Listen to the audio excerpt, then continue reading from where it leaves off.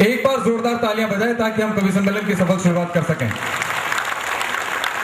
आइए, जो 3 विशेष कवियों के नाम दिए हैं, जो युवा हैं, प्रखर, एक तो साफा पहन के ही बैठा है, हो सकता है कि कहीं से रिश्ता भी आ जाए, और मंच पे पंडित जी भी हैं और ताऊ जी को मंत्र भी याद है, तो बिल्कुल तैयारी में बैठे हैं। मैं चाहता हूं कि एक युवा दोस्त का युवक लोग जो भी बैठे हैं और जो भूतपूर्व युवा है वो भी इनका स्वागत करें, वरना काफी लोग तो इसी टेंशन में आ गए थे कि कथा तो सुबह चल रही थी, भाषणबाजी सुबह चल रही थी, अभी शाम को क्या हो गया।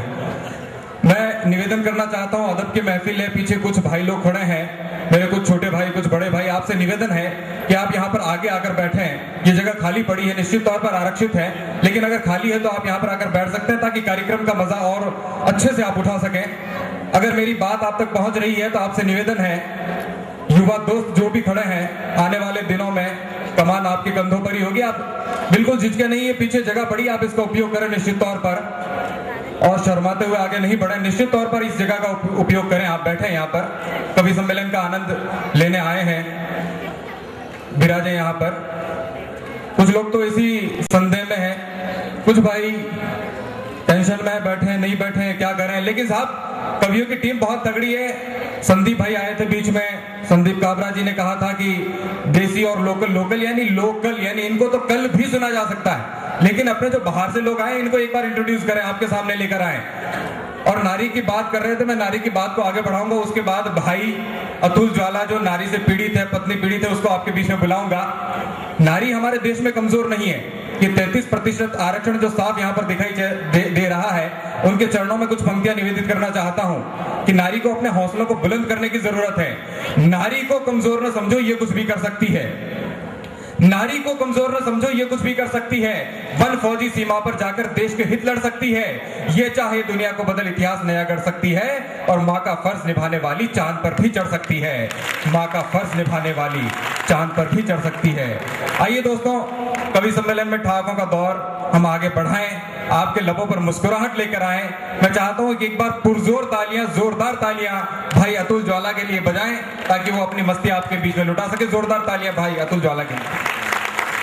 इसमें है करने की बात नहीं है, मैं इतनी जोर जोर से कविता पढ़ूं मेरा फेफड़ा निकल के बाहर आ जाए। मैं ऐसी कोई टेंशन की बात नहीं करूंगा, मैं हर रंग का कवि हूँ, मस्ती की बात करूंगा, आनंद की बात करूंगा, ज्ञान की बात बिल्कुल इसलिए नहीं करूंगा क्योंकि आदमी अपने पास तो दूसरे व्यक्ति को वही चीज दे सकता है जो उसके पास हो। मेरे पास ज्ञान नहीं है, इसलिए मैं आपको ज्ञान देने की कोशिश बिल्कुल नहीं करूंगा। बढ़िया है, भाई ने परिचय करवाया शुरू में मेरा, राम अकेला जी ने, कि ये दुबला पतला है, 2.5 फीट का कवि है, छोटा सा है। मैं आपकी तरफ से पूछना चाहता हूँ, अगर मैं जाड़ा चौड़ा होता और आशीष अनल जी जैसी हेल्थ हाइट होती थी, इनको क्या मेरे से ब्याह करना था क्या? आदमी जबरदस्ती के टेंशन पालता है, और मैं तो क्या मूल तो मारवाड़ी आदमी हूँ, अपन बिल्कुल टेंशन नहीं पालता। ये टेंशन पाल रही है, दुबला है, पतला है। आप तो बुद्धिजीवी लोग हो, अच्छी तरह समझते हो, छोटा बड़ा होने से कुछ भी नहीं होता है, आदमी का लक्षण ठीक ठाक होना चाहिए। है नहीं, सही कह रहा हूँ मैं। छोटा बड़ा होने क्या होता है, आप तो जोधपुर में रहते हो, अच्छी तरह समझते हो, मोटरसाइकिल कितनी बड़ी हो, उसको चलाने के लिए पेट्रोल जरा सी नली से ही आता है। मेरा मतलब ये नहीं है चेचिस ऐसा हो गया। और हमारे प्रताप फौजदार जी का नंबर आया था, भगवान ने बनाया कुछ भी नहीं, वो मिट्टी का लोटा ही उठा कर धर दिया।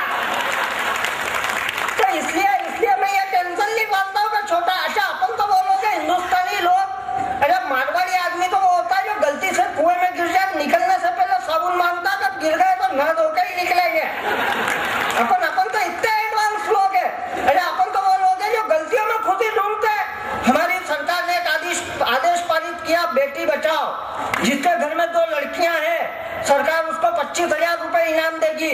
मेरा एक मित्र रहता है जोधपुर में, उसके एक लड़की पिंकी, उसको टेंशन के अगर 2 हो जाती 25,000 रुपए मिल जाते। उसने उसकी पत्नी से कहा कि देख तू बुरा नहीं माने तो एक बात कहूँ तो क्या कि आज से 5 साल पहले बाड़मेर में मेरे से गलती हो गई थी।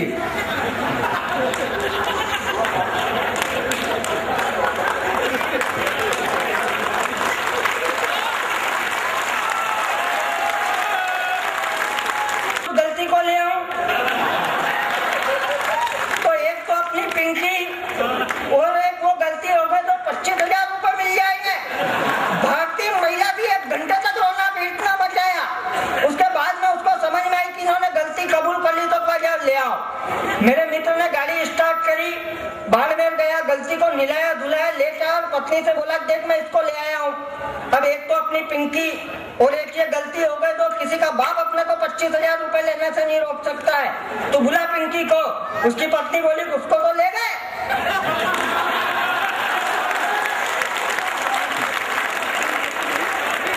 अतुल भाई क्या बात है, वाह।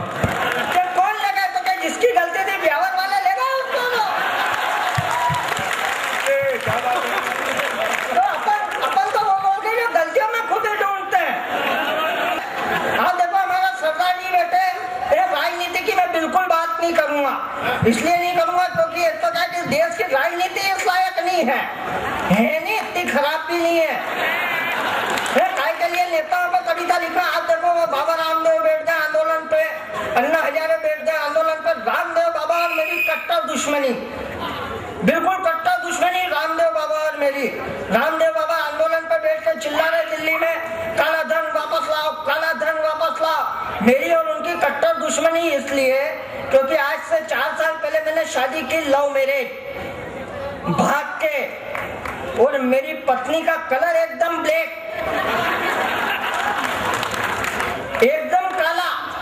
और आप विश्वास मानना मेरे पास जीवन में एकमात्र धन है,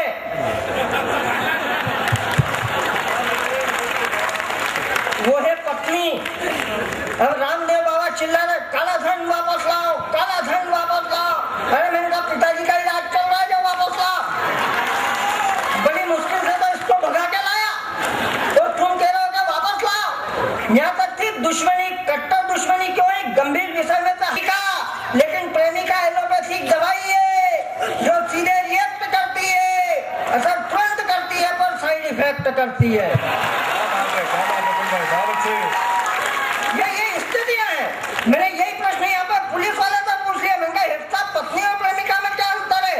अब हेड साहब का जवाब सुनना और कविता का आनंद लेना। हेड साहब बोले कि बड़ा ही खतरनाक केस है, पत्नी वर्दी है और प्रेमिका सिविल ड्रेस है। पत्नी वर्दी है, प्रेमिका सिविल ड्रेस है। वर्दी में रोज चलता है, सिविल ड्रेस में हाथ जोड़ना पड़ता है। अरे पत्नी मासिक पगार है जिसमें रिश्वत पर बैन होता है, वो प्रेमिका रिश्वत है, इसे वही लेता है जो ट्रेंड होता है।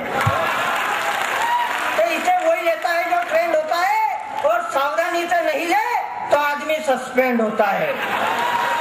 लेकिन अतुल वाला कहता है कि पत्नी पत्नी होती है, पत्नी घर की लक्ष्मी, घर की शोभा होती है।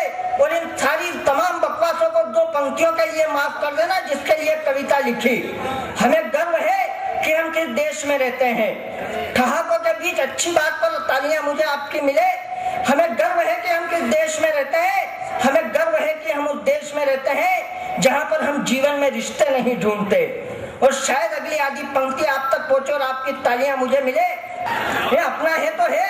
मेरा मानना ये है भाई साहब कि अपने घर में अपने पिताजी हैं।